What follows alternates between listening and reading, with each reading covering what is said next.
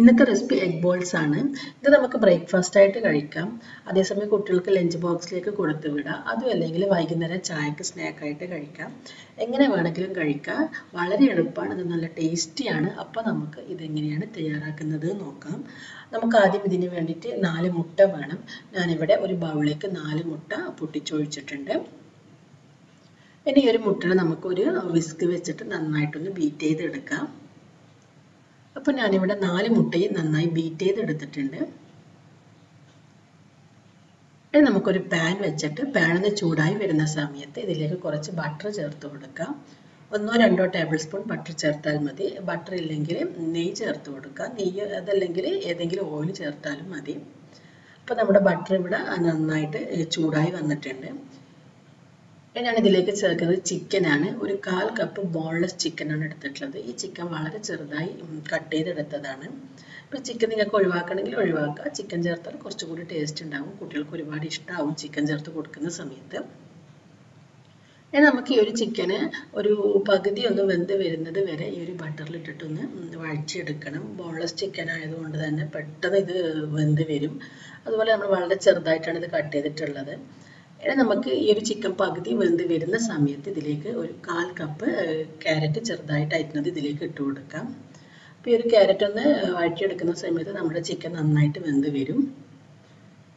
ക്യാരറ്റും ഇതുപോലെ പകുതി ഒന്ന് കുക്കായി വരുന്ന സമയത്ത് നമുക്കിതിലേക്ക് സവാള ചേർത്ത് കൊടുക്കണം. ഞാനിവിടെ 1/4 കപ്പ് സവാളയാണ് എടുത്തിട്ടുള്ളത്. ഈ സവാളയും കൂടി ചേർത്ത് നന്നായിട്ടൊന്ന് വഴറ്റിയെടുക്കാം. സവാള നന്നായി ഒന്ന് വഴറ്റിയതിന് ശേഷം നമുക്കിതിലേക്ക് ഒരു 1/4 കപ്പ് ക്യാപ്സിക്കം ചേർത്ത് കൊടുക്കാം. ക്യാപ്സിക്കം ചേർത്ത് നന്നായിട്ടൊന്ന് വഴറ്റിയെടുക്കാം. നമ്മൾ ഈ ഒരു വെജിറ്റബിൾസിൽ വളരെ ചെറുതായിട്ടാണ് അരിഞ്ഞെടുത്തിട്ടുള്ളത്. ചിക്കൻ ആയാലും വെജിറ്റബിൾസ് ആയാലും അരിയുന്ന സമയത്ത് വളരെ ചെറുതായിട്ട് അരിയണം. അപ്പോൾ ഇത്രയും വെജിറ്റബിൾസ് ചേർത്ത് നന്നായി ഒന്ന് വഴറ്റിയതിന് ശേഷം നമുക്കിതിലേക്ക് എരിവിന് ആവശ്യമായിട്ടുള്ള കുരുമുളക് പൊടി ചേർത്ത് കൊടുക്കാം. ഞാനിവിടെ 1/2 ടീസ്പൂൺ കുരുമുളക് പൊടിയാണ് ചേർത്തിട്ടുള്ളത്. ആവശ്യത്തിന് ഉപ്പ് കൂടി ചേർത്ത് കൊടുക്കാം. കുരുമുളക് പൊടി ചേർക്കുന്ന സമയത്ത് നിങ്ങളുടെ എരിവിനനുസരിച്ചിട്ട് ചേർക്കാം. ഇതിലേക്ക് നിങ്ങൾക്ക് പച്ചമുളക് വേണമെങ്കിൽ പച്ചമുളക് ചേർത്ത് കൊടുക്കുക. കുട്ടികൾക്ക് കൊടുക്കുന്ന സമയത്ത് പച്ചമുളക് ചേർക്കാതിരിക്കുന്നതായിരിക്കും നല്ലത്. കുരുമുളക് പൊടി മാത്രം ചേർത്താൽ മതി. ഇത്രയും ചേർത്ത് നന്നായിട്ടൊന്ന് വഴറ്റിയെടുക്കാം. ഇനി നമുക്ക് ഫ്ലെയിം ഓഫ് ചെയ്യാം. ഇനി നമ്മൾ നേരത്തെ അടിച്ചു വെച്ച മുട്ടയിലേക്ക് ഈ ഒരു മിക്സ് ഇട്ട് കൊടുക്കുക. അതിനുശേഷം നന്നായിട്ടൊന്ന് മിക്സ് ചെയ്തെടുക്കാം. അപ്പോൾ ഈ ഒരു മുട്ടയും വെജിറ്റബിൾസും നന്നായിട്ടൊന്ന് മിക്സ് ചെയ്തെടുക്കാം. ഇനി നമുക്ക് ഇതിലേക്ക് കുറച്ച് മല്ലിയില കൂടി ചേർത്ത് കൊടുക്കാം. അപ്പോൾ ഞാനിവിടെ കുറച്ച് മല്ലിയില കൂടി ചേർത്തിട്ടുണ്ട്. അപ്പോൾ മല്ലിയില കൂടി ചേർത്ത് ഇത് നന്നായിട്ട് മിക്സ് ചെയ്തെടുത്തിട്ടുണ്ട്. നമുക്കിത് എങ്ങനെയാണ് ചുട്ടെടുക്കുന്നത് നോക്കാം. ഉണ്ണിയപ്പത്തിൻ്റെ ചട്ടിയിലാണ് ഞാൻ ഈ ഒരു എഗ് ബോൾസ് തയ്യാറാക്കുന്നത്. ആദ്യം നമുക്ക് ചട്ടി ഒന്ന് നന്നായി ചൂടാക്കി എടുക്കണം. ഒരു ഹൈ ഫ്ലെയിമിൽ വെച്ചിട്ട് ചട്ടി നന്നായി ചൂടാക്കി എടുക്കാം. അതിനുശേഷം തീ നന്നായി കുറച്ച് വെക്കാം. ഒരു ലോ ഫ്ലെയിമിലാക്കാം. എന്നിട്ട് നമുക്ക് നന്നായിട്ടൊന്ന് എണ്ണ തടവി കൊടുക്കാം. നമുക്കിതിലേക്ക് നമ്മൾ തയ്യാറാക്കി വെച്ച മുട്ടയുടെ ഈ ഒരു കൂട്ട് ഒഴിച്ചു കൊടുക്കാം. ഒരു കാര്യം പ്രത്യേകം ശ്രദ്ധിക്കുക, ലോ ഫ്ലെയിമിൽ ചെയ്യണം. കാരണം മുട്ടയായതുകൊണ്ട് തന്നെ പെട്ടെന്ന് കരിഞ്ഞു പോകും. അതേപോലെ ഇതിൻ്റെ ഉള്ളൊന്നും ഒരുപാട് വെന്ത് വരേണ്ട ആവശ്യമൊന്നുമില്ല, പെട്ടെന്ന് കുക്കാവും. അപ്പോൾ അതുകൊണ്ട് തന്നെ ഒരു ലോ ഫ്ലെയിമിൽ വെച്ചിട്ട് ചെയ്താൽ മതി.